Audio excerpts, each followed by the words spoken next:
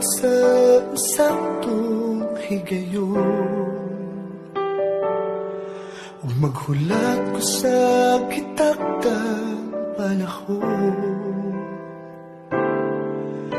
Dili lang magdali, kay ang Diyos ang mupili sa hinigugma na para kanimo. Andam sa muhatag sa gitinguha mo, ug dili niya ihatag ang dili para nimo. Kung ikaw mo ampo mapaabot, kini iyang ihatag kanimo.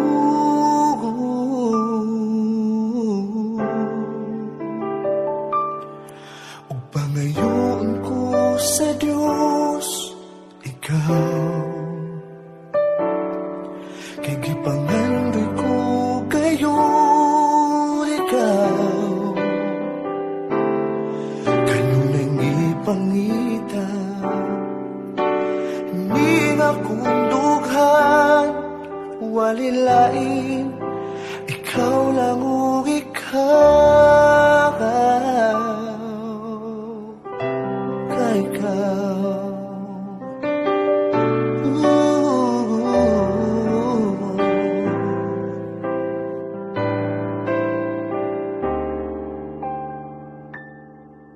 Ug buhaton ko ang eksaktong desisyon, nga ang Diyos ang una kong mahigugmaon.